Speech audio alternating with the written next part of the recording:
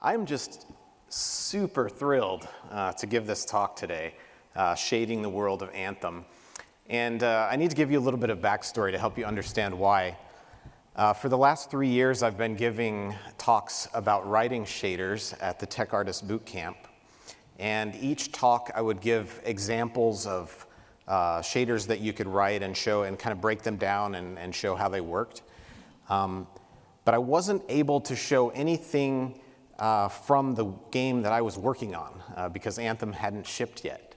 But now that it has shipped, I can actually show an audience like you guys some shader examples from our actual game. And that just feels super cool to me. Before we begin, something that's really important for me to point out about this talk is that I'm the one here giving the talk, but I actually represent hundreds of really talented developers back home in both BioWare Austin and BioWare Edmonton who worked really hard to make this game.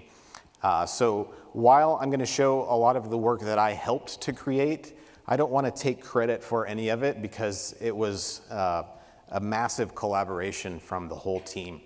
And I especially want to call out the contributions of my colleague Nick Sadler, who was a fantastic shader artist on the project as well. And with that, let's jump right in. Just as a brief introduction, I'm Ben Cloward, and I've been a technical artist and animator in the video game industry for 20 years now. These are some of the projects that I've worked on. I also helped to create some software that's part of Max and Maya now called Shader Effects. I don't know how many of you are familiar with Shader Effects in Max or Maya.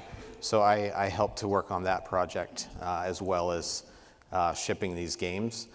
And now, of course, for the last 3.5 years, I've been working on a little project called Anthem. Can I see how many of you have played Anthem? All right, fantastic. Maybe a third of you. For those of you that aren't familiar with it, I want to play a trailer. So we'll just take a minute to watch that.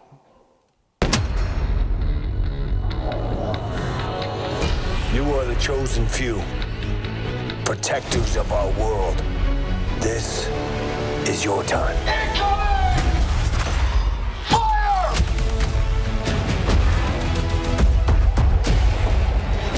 Out there, you will fight the unimaginable.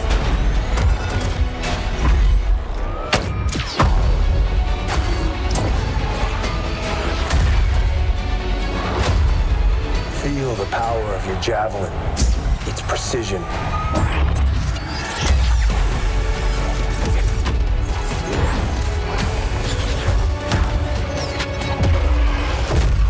Rely on each other. Unleash your power.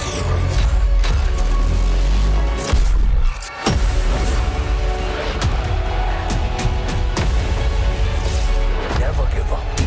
Ready, Javelin 1? Let's go! You are freelancers.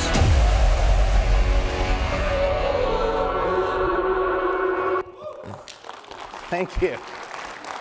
So the first time I saw this trailer was at a company meeting on a screen maybe 3 times this size, and when it was done, I was just like, yeah, I'm fired up. I want to go blow some things up. Anyway, so as you can see from the trailer, Anthem is the most recent adventure game from BioWare. You're in a squad of up to 4 players. You put on javelin armor and you go out into the wild to have amazing adventures with your friends. So we ran into a lot of challenges in the process of developing this game. And when I originally gave this talk to the tech artists at BioWare, I had this slide here, and it just had bullet points with 3 of the challenges we ran into. And they were like, no, bullet points in a list do not do these challenges justice. We want you to separate them out and put them in like a triangle shape and just really emphasize how hard these things were. Because they're not just individual items, they actually multiply on each other. So the first challenge was that we had a lot of diverse environments. So we had swamps and jungles and weird alien interiors, and I'll show you some examples in a minute. So we had a really large library of assets to support all of these different environments. On top of that, we have a dynamic weather system in the game. So any time while you're playing, the clouds can roll in and it can start raining softly and then rain harder. So all of the assets in all of our diverse environments also have to support the ability to look wet and rained on at any given time.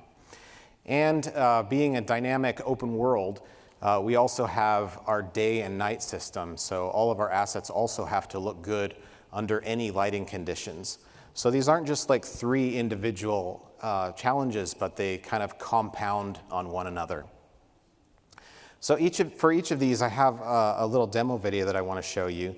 And this first one is an illustration of some of the diverse environments that we have. So you can see we have like rocky terrain and really weird-looking alien interiors and jungles, and the list just goes on.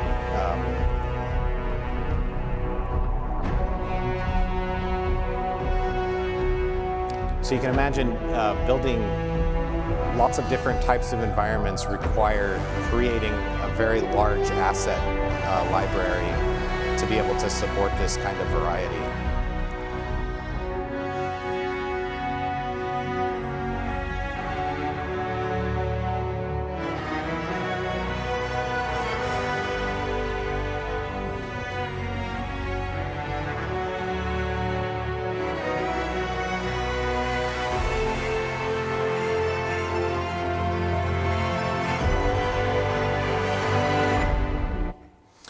Really neat experience to be able to go to work every day and look at artwork like that and feel like, oh, I get to participate in this. I get to help our environment artists build this amazing work.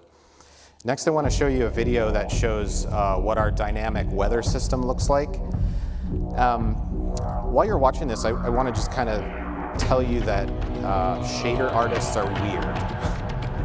And the reason for that is, you know, this is a game about getting in a javelin and going out and destroying things and fighting monsters and having a great time. And here we are as game developers, and what are we doing? We're staring at the cement.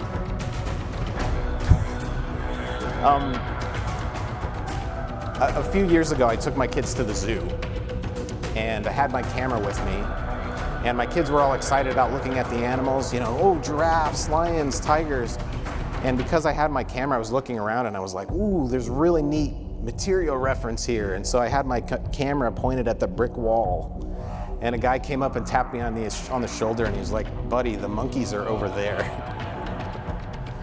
So anyway, you can see in this video, we have the dynamic weather, the clouds roll in. You can see the little raindrops on the cement. I have it sped up a little bit, but the puddles will grow dynamically over time. And then you can see the rain ripples in the puddles. And then the storm stops and the clouds dissipate. And you can still see the rain ripples, but then they go away and then the puddles start to shrink. And I have it sped up because I didn't think you wanted to sit here for 10 minutes just watching puddles dry. But yeah, that's how our dynamic weather system works. And I'll get into that a little bit more later in the talk. And then we also have our day-night cycles. And our day and night lasts about an hour of real time in the game. And so I have this sped up 60 times, so you only have to watch it for a minute. But you can see that the sun moves across the sky and the shadows change. And this was especially a challenge for lighting artists who had to be sure that the lighting looked correct at all times of the day. They had to create nice looking cloudy sky, but then also a sky at night.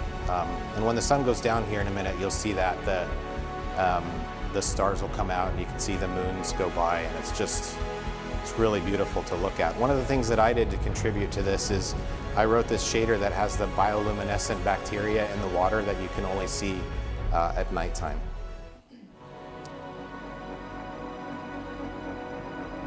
So yeah, those are some pretty big challenges. And I know these aren't necessarily things that are new in games, but they are really neat to be able to work on. And I was excited to be able to participate in a project with time of day and dynamic weather and all kinds of fun challenges like that. It makes it exciting to go to work when you have hard problems to bite off and chew. So here are a couple of techniques that we used, or that I used, when faced with any particular challenge. So I'd have an environment artist or the art director come to me, and he would say, or she would say, I need a shader that does this. And so I would go down these steps in order to create that. First of all, I would go out and collect reference, either photos that I took for myself or images that I found with Google image search. And I would bring them all together into a big reference library, and then I would work together with the person that asked for that particular asset to identify some key elements that represented the essence of what that effect was. And just as important as identifying what we wanted to go into the effect was identifying what we wanted to leave out. Because if you go out and look at reality, it's infinitely detailed. And we just can't push that kind of detail. And so you have to kind of draw the line somewhere and say, well, we can do this and we can do this, but we can't do these other 300 things that we see. You really have to identify what you're not going to do in addition to what you will do. And then I would go about creating a shader step by step, trying to mimic each of these key elements that we had identified from our reference material. So what I'm going to do for the rest of the talk is I'm going to walk you through 3 example shaders that were created for Anthem. And I'm going to show you how those steps applied of collecting reference material, identifying key elements, and then building the shader step by step to replicate the elements that we saw in the reference. So let's start out with lava. So, as I said, first of all, we collect a reference, and here are some images of lava that we were able to find and bring together. We used a lot more of this, a lot more images than this, but these are just a few examples. So what we needed to do then, once we had our reference images collected, is identify some key characteristics that make lava what it is. So let's take a look. First of all, lava has these really interesting folds and wrinkles when it kind of piles up on itself and it hardens into these really unique shapes. Secondly, you can see from the images that there's a really nice contrast between the areas of really molten lava where it's really hot and areas where it's cooled. And then finally, there's this really beautiful gradient between like bright yellow and orange and red, representing the different temperatures of the lava. And not displayed in these images, obviously, but we also collected a reference video of lava moving, and it has this really irregular way of oozing that we were going to try to replicate. So it also, in addition to being able to collect reference, it's also very beneficial if you can send some people to actually take photos of the real thing. So we had some of our environment artists go on a photogrammetry trip to Hawaii. Lucky them. So they spent 10 days capturing images of all kinds of things. And you can see here they're taking pictures of the lava flows. Now, they didn't actually go to any real flowing lava, and so they kind of left that part up to me. We weren't going to put our artists on top of active flowing lava. But from what they create or what they captured with the photogrammetry and the images that we created, we were able to put that together and create something convincing. So from the photogrammetry, I was able to derive some really nice source textures. So you can see here we have our base color, our height, normal, ambient occlusion, and smoothness. And these all came from the photogrammetry assets that the environment artists created from their trip to Hawaii. All right, so let's dive right in and create a shader. Now, in the previous years, when I've given these talks, I've been using the Unreal Engine, but at BioWare, we use the Frostbite game engine. And I love working in Frostbite because it enables us to create some really amazing looking effects. Pretty much anything that we can think of that we get from the reference images, I'm able to replicate in Frostbite's shader editor. So here you can see I have my 2 base textures. This texture at the top is packing of the base color and the height. And then the second texture is the normal, the ambient occlusion, and the smoothness. And I'm just passing all that data into my lit root node. And so let's take a look at what that looks like. So this is the lava that we're looking right here in the middle. The rest of the environment here is just so that you can kind of take a look at it in context, but this thing that's going diagonally down the middle is what we're going to be looking at for this example. And you can see that it's just this static lava that they captured from the lava fields, and there's a lot more work that we need to do on this effect to make it what we want to see. So the first thing that I want to do is figure out where in the lava I want to put the molten parts. And so to do that, I'm going to start out by sampling the height mask. So here I've got the height mask, which was in the alpha channel of my base color. And I have this node down here called lin step. And this is very similar to smooth step, but it's linear, and so it's a little bit more optimized. And what that node does is it remaps the range between two values that I specify. And then I'm going to invert it. This complement node is like a 1 minus, it flips it. And the reason I want to do that is because the height map is bright where it's high, and I actually want it to be bright where it's low because I want the lava to be in the cracks. So after applying the height map, now you can see I've plugged my height map here into reflectance. And the reason for that is I'm going to use the reflectance channel temporarily just to get a debug view of what that mask looks like. So here is our reflectance view, and you can see I'm starting to create the mask that will determine where the molten parts of the lava are going to go. And just using the height map, it's kind of blurry looking and there's not enough detail there. I want to add some more details and make it look cooler. So I'm going to go back to my shader, and what I can do is I had a lot of detail in the ambient occlusion and smoothness maps. So those are coming from right here. So what I'm going to do is take those maps and adjust them a little bit. I'll adjust brightness and contrast, invert them, multiply a little bit to brighten it up. And then I'm going to add those masks together with the mask that I already created from my height map. And that's going to look like this. So you can see using the smoothness and ambient occlusion detail, I'm able to pull in some more detail and make it look a little bit more interesting. The next thing I need to do is take that mask and map it to my color gradient. So this is a gradient that I created based on the reference images, just kind of color picking, kind of a darker red, an orange, leading up to a yellow, and then almost white at the hottest part of the gradient. All right, so I'm going to take my mask here and use that as my coordinate to look up into my small gradient texture.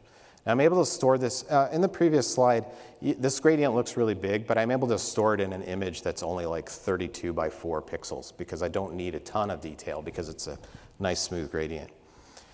All right, so then I plug that color detail into my base color and also my emissive color, and I end up with something that looks much more like lava.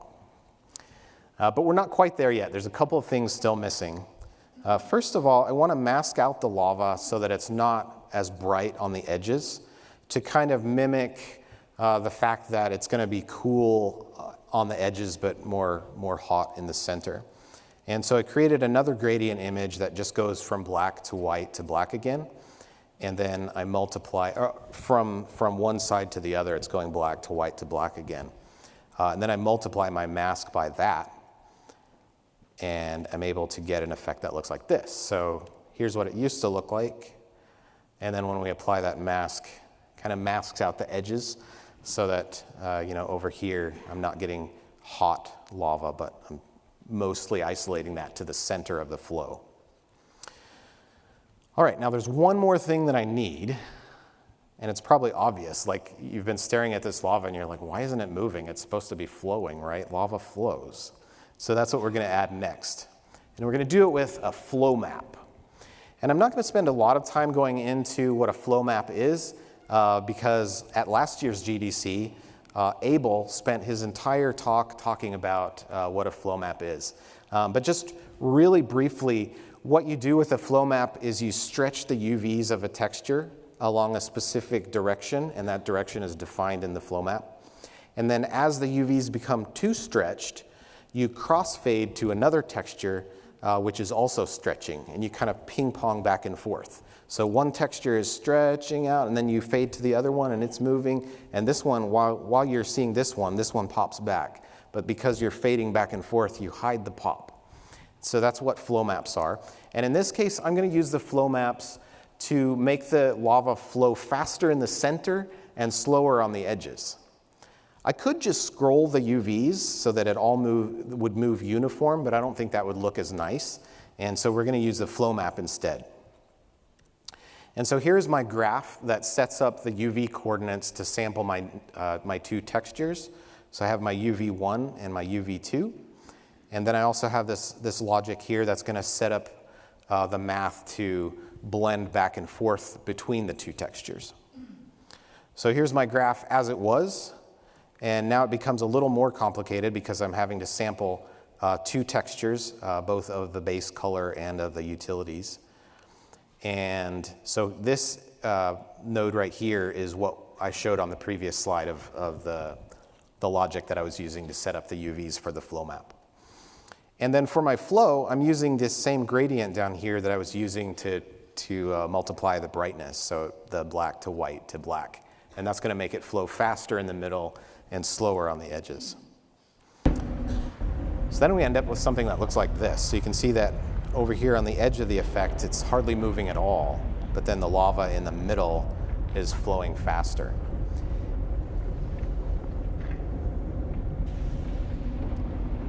All right, and that is the lava effect. And I have a little video here that kind of shows this example plus a couple of other ones so that you can see in context what this effect looked like. I didn't show this in the shader itself, but I also added some controls that would allow the environment artist to control the temperature of the lava in various places along the flow.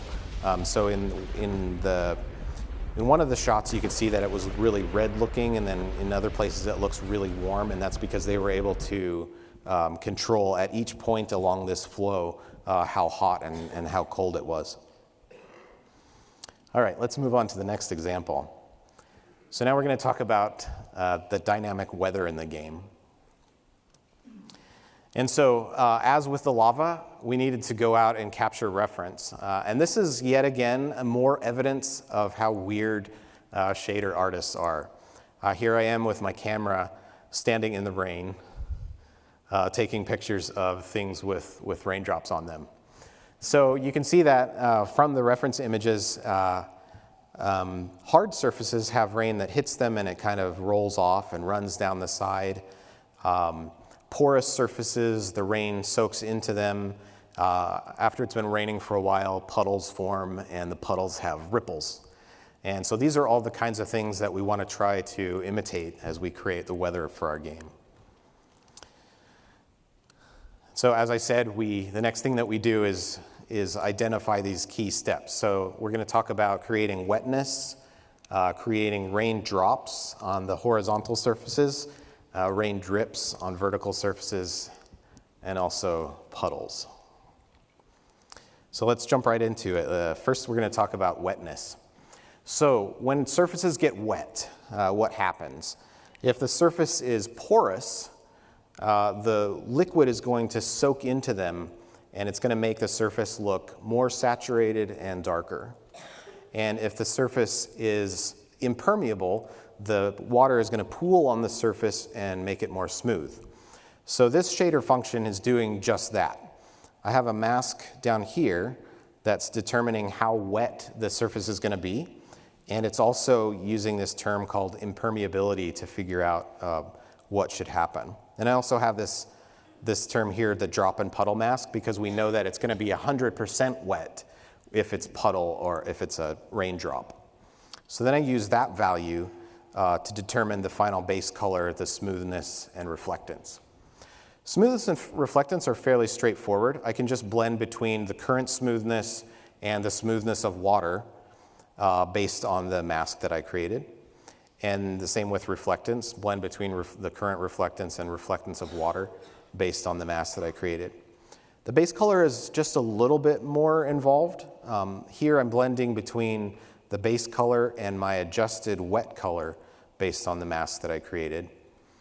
And in order to create the adjusted wet color, I use this desaturate node with a negative value, which actually makes the color more saturated. I know it's called desaturate, but if you pass a negative value into it, it actually saturates. And then I have this multiplier here, which is darkening the color.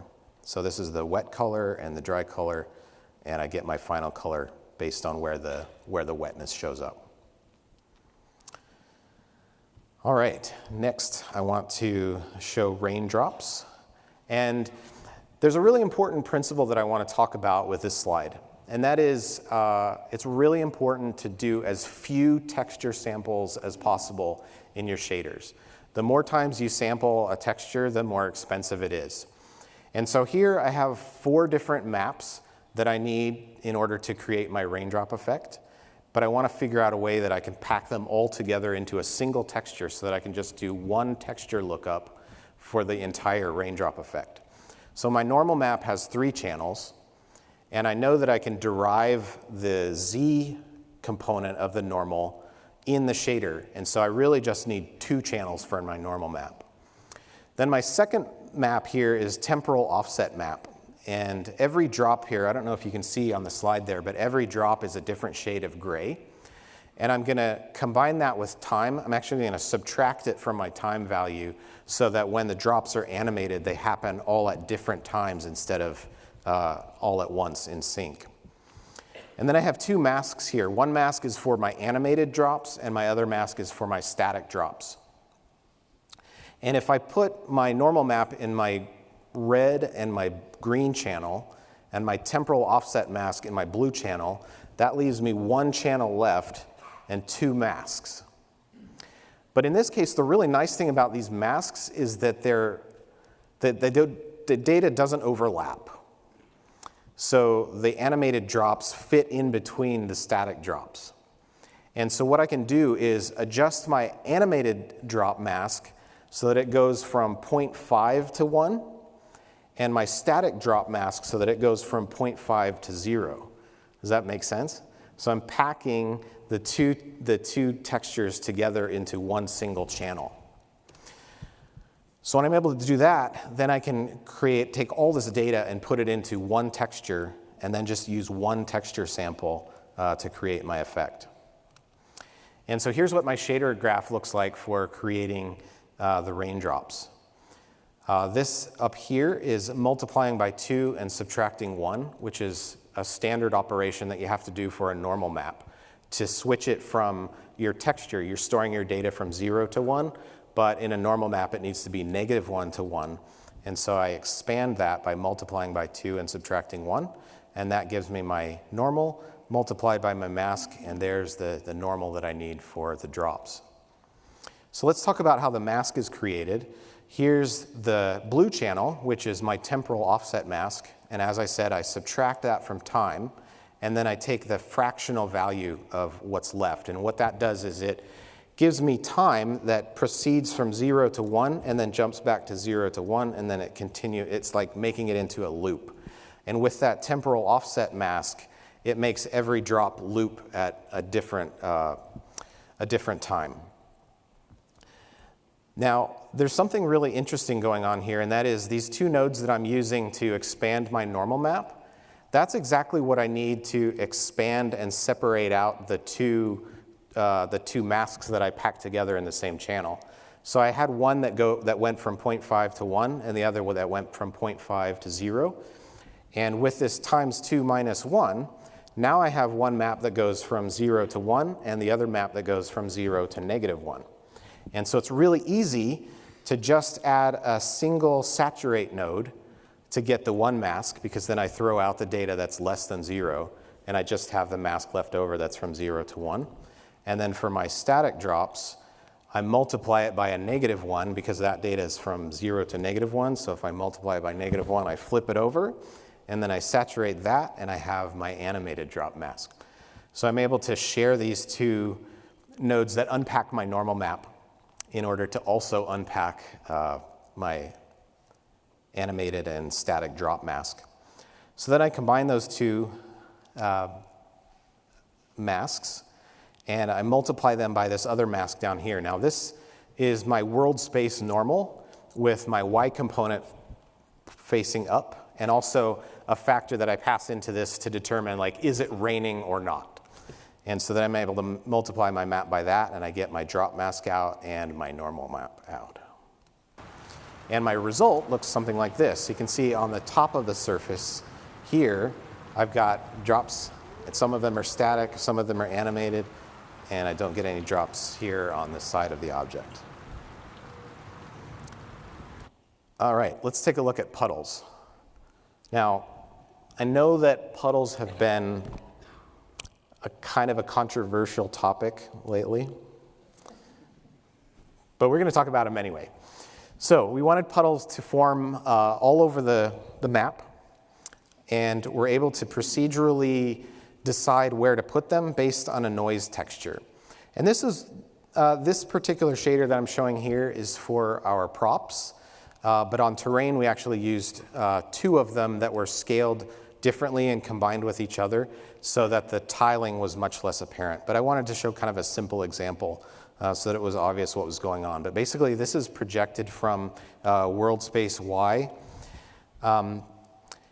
Down here for puddle size, one of the neat things about the Frostbite engine is that I'm able to really easily pass in parameters from outside the shader that the engine is controlling externally. So in this case, this wetness parameter's red channel contains a value from the environment system that is the accumulation of water. And what this does is the game is keeping track of how long it's been raining, and the longer it rains, the higher this value gets. So it's basically controlling how big the puddles can be. And then I remap these 2 values and pass them into my lens step, which again is remapping my texture color. So the puddles start out really small in the areas that are black, and they grow over time as my wetness red channel value gets higher.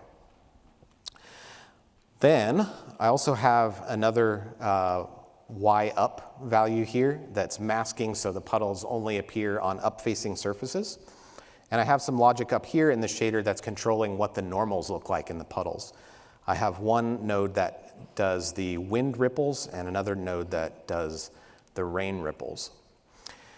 So then I add those together and I blend between the current normal and the puddle normal. And here I pass out my puddle mask and my normal mask for the puddles.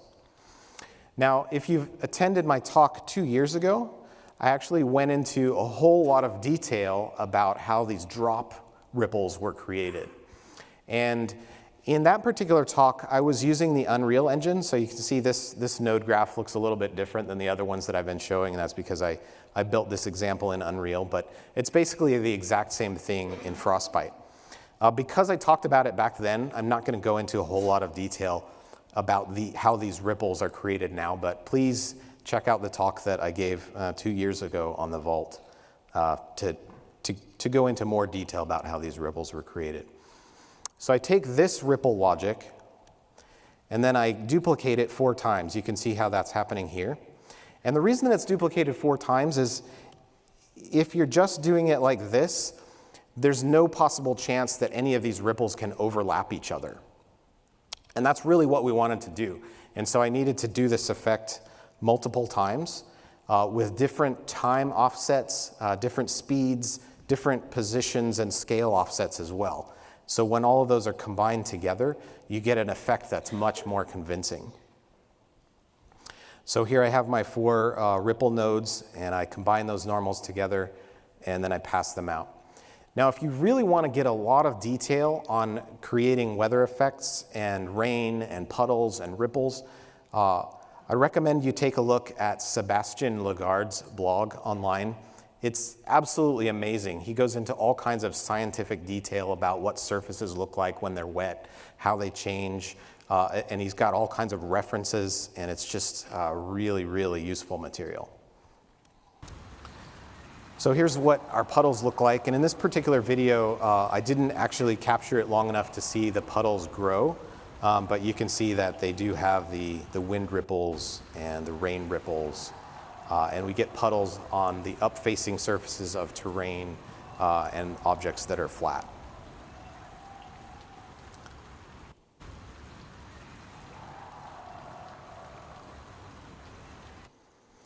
All right, so I talked about how to create raindrops, and I talked about how to create puddles, and we talked about wetness. So what this graph is doing is it's combining all of those effects together.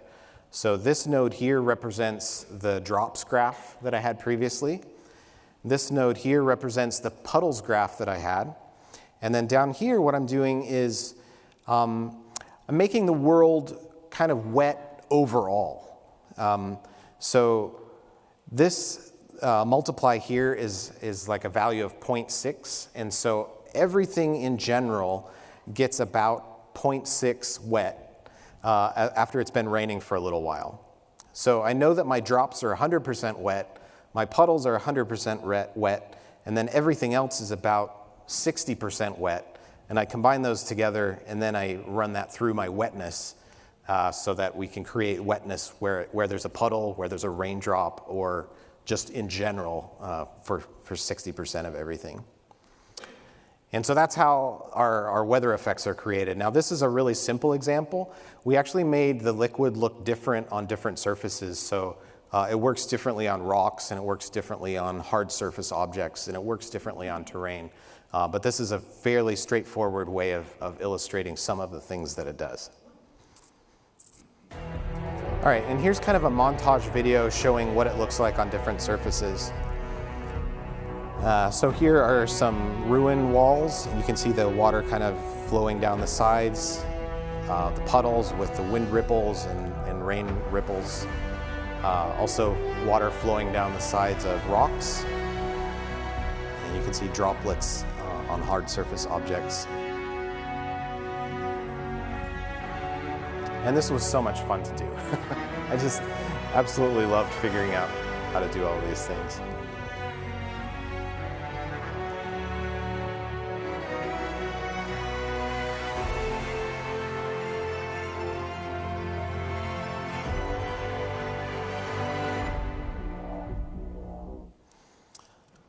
All right, let's move on to water surfaces.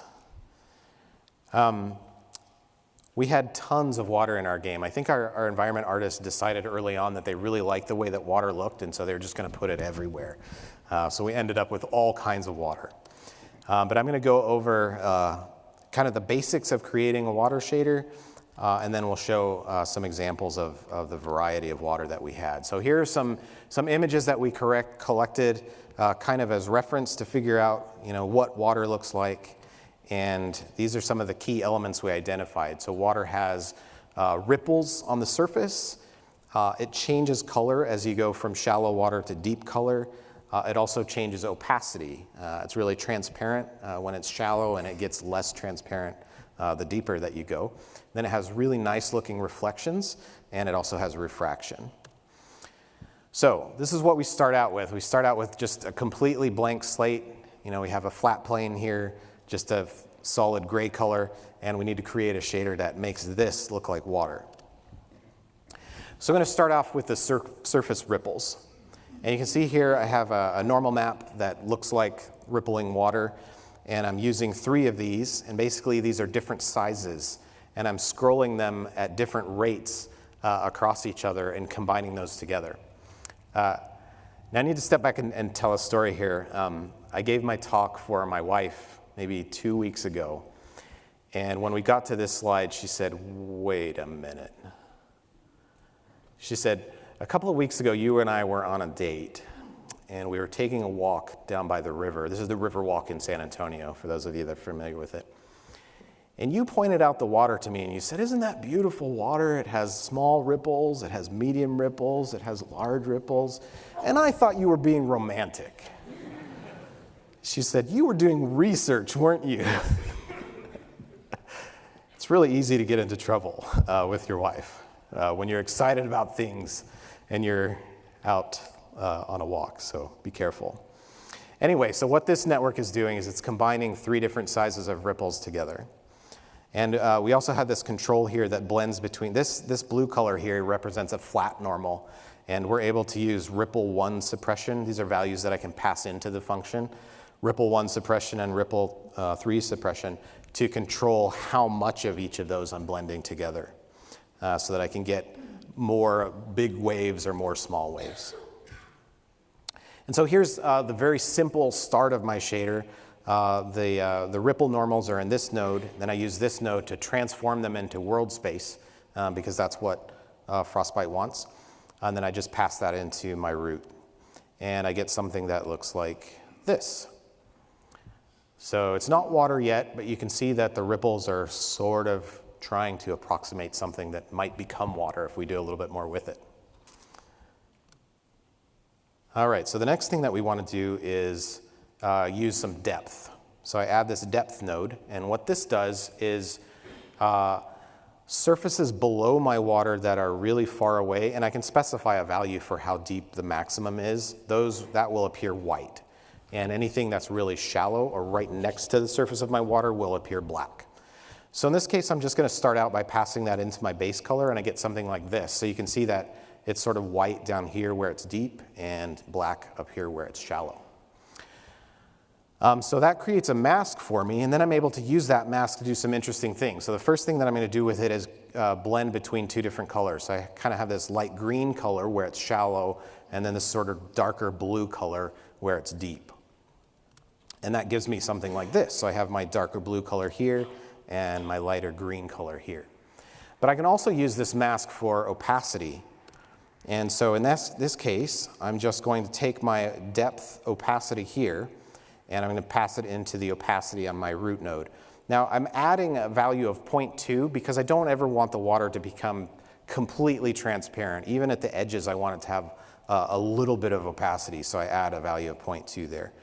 And so where I started out with this, when I use my depth for opacity, I end up with something that looks like this.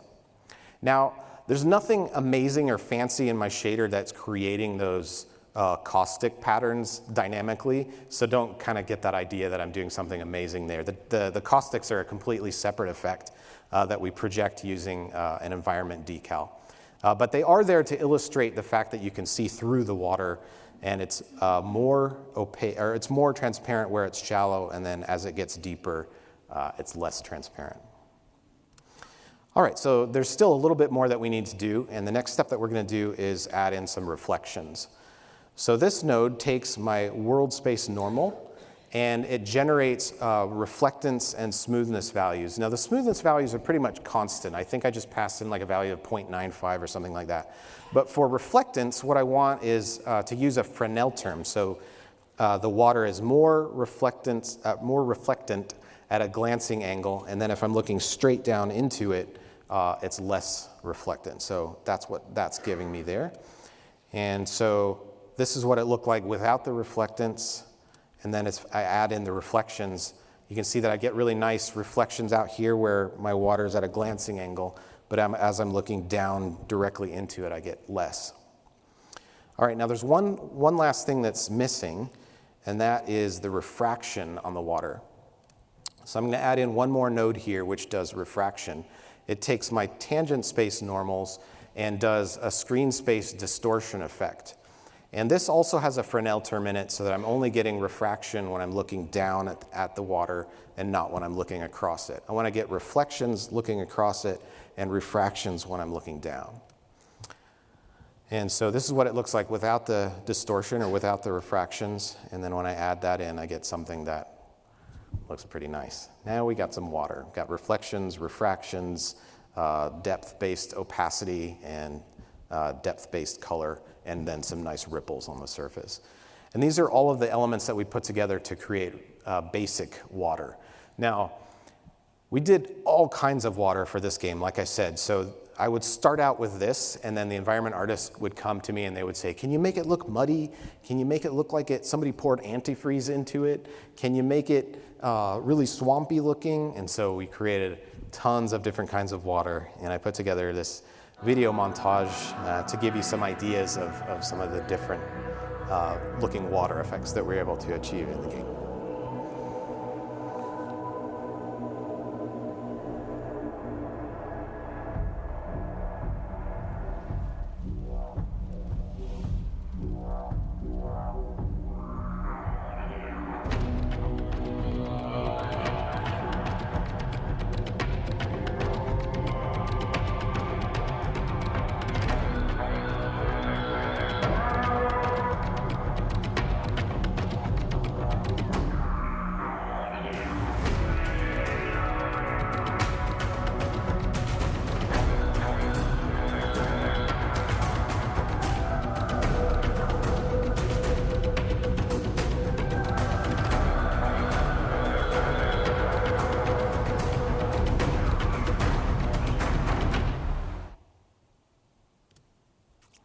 All right, we're almost done. So let's just go over a couple of takeaways. The first one is that collecting good reference is critical. And if you can sneak in a trip to Hawaii, that's good too.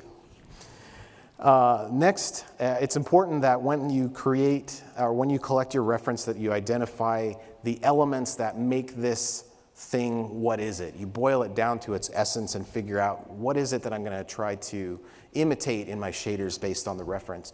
And like I said before, it's almost as important to identify the things that you're not going to do as to identify the things that you are going to do. And you need to figure out things that you can leave out to save on performance because you can't do absolutely everything.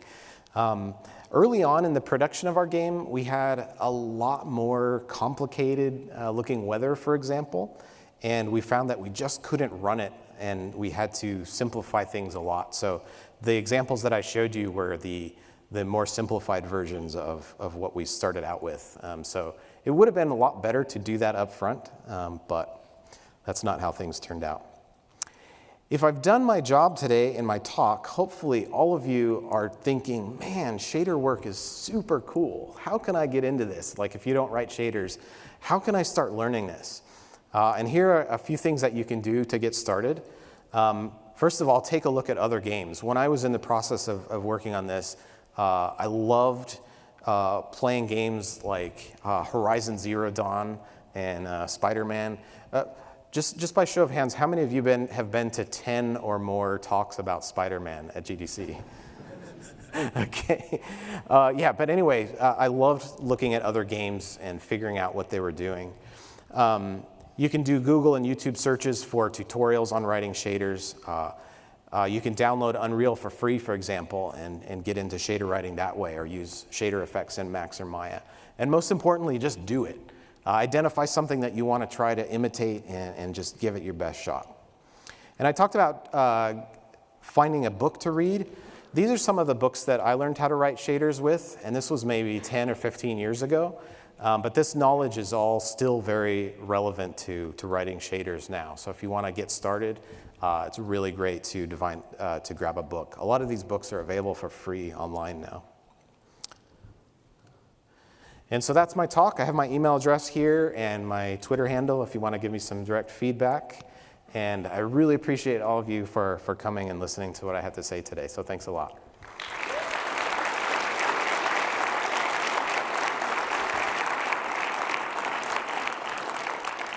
And it looks like we have about 5 or 10 minutes for questions. So if you'd like to ask a question, feel free to step up to the mic and I'll do what I can to answer. Go ahead. Hi, hello, I'm sorry. I may be missing some information, so just want to confirm that.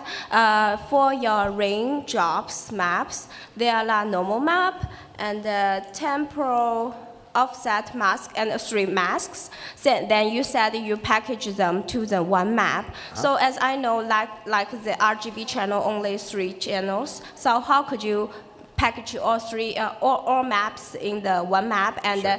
Like when you withdraw the normal map, you make sure it's the correct normal map. Sure. So a texture can have 3 channels or it can have 4 channels. Yeah, You can 4 have red, channels. green, blue, and alpha. Alpha, yeah. And so the static map and the animated drop map were both packed into the alpha channel together. Okay, so screen or overlay together in the alpha channel? Right. Okay. And then the second part of your question was about the normal. Yes. So if you put the red or if you put the X component and the Y component of your normal map into the red channel and the green channel, then in the shader, you can reconstruct your normal. Now in this particular example, I just kind of didn't do that to make it cheaper, but if you want it to be technically correct, you can do the math to derive the Z channel, the Z component from the X and the Y, because the normal is supposed to be normalized. Okay. And that math has a square root in it, which is kind of expensive. And so I just skipped it in this effect because I didn't think it was necessary. I just assumed a value of 1 for the Z component instead of calculating it. Okay. So actually you use the Z, like blue channel to package one map, and then the alpha channel packages the rest 2, right? That's correct. Okay, thank you very much. You're welcome. Over here. Hi, you mentioned your first pass on the weather stuff wasn't performant enough to ship and you had to optimize it a bit. Sort of along those lines, do you have like shader LODs or like per SKU shader control, high, medium, low? Yeah, absolutely. And those are the kinds of things that I took out of these examples just so my graph didn't look like a pile of spaghetti. For the shots of my graphs that I was showing here, they're really simplified down. But we have a node that controls quality where it has a low, medium, high, and ultra pin. And whatever you pass into each of those pins is what gets compiled as the shader for those quality settings. How often do you have to use that? Like what percentage of the materials in the game need a cheaper version? That's a hard question. I use it as often as I can because you want the game to be much more performant on each of those levels of quality. If there are things that can be left out without absolutely killing the image, then we want to do that on the lower quality levels for sure. So you like do it ahead of time instead of waiting for engineering to come to your desk and hassling you? I've never had engineering do that to me. I usually do it myself because we work in kind of two passes. So we'll do a look dev development pass and get things looking the way that we want them to, and then we'll go back and perform a performance pass. And really that just involves, using Razor on PS4 or Pix and just kind of seeing how much things cost and does it fit in my time, and if not, how can I make it faster? Cool, thank you. You're welcome. Hello. Hey. My question is more on like the organizational bookkeeping as you're putting together these growing libraries of shaders. So you mentioned you have environment artists come to you and ask you for like a new effect, or you have like this extensive different types of water, and I struggle personally to where I'll go down the path of wanting to create more and more like master materials. Mm-hmm. So do you have any certain cutoffs that you try to keep to determine whether you want to combine two shaders together or keep stuff more separate? That's a really good question.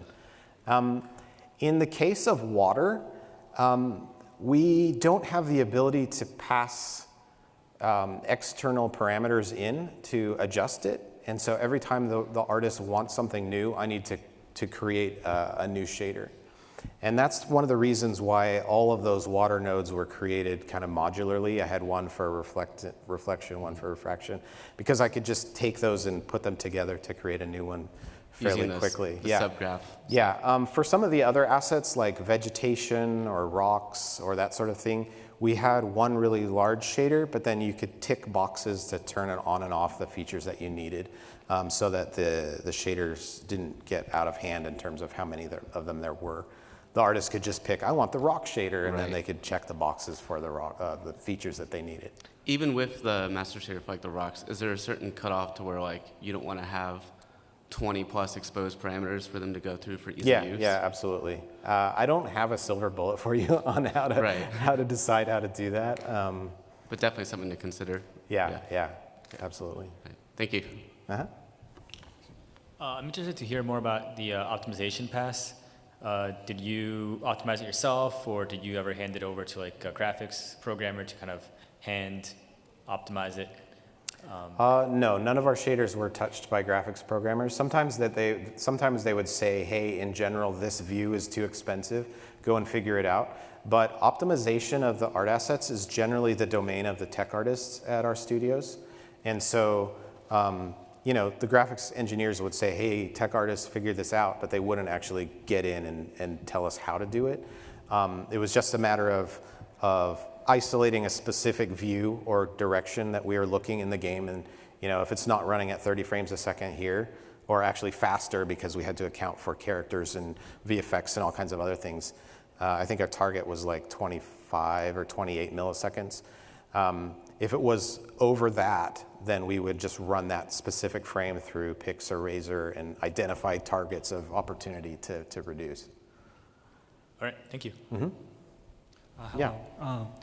I've already tried to pack in extra information to a normal map channel, but with the 5 compression, I cannot avoid compression artifact on normal shading. So could you tell me what kind of compression setting did you use? Yeah, so in the case of this rain texture, it's a 512 by 512. And because it's used on every asset in the game, we did not compress it. So this texture is stored uncompressed. Oh, I see. Okay, thank you. Oh, hello, nice talk. I'm interested in doing the refraction.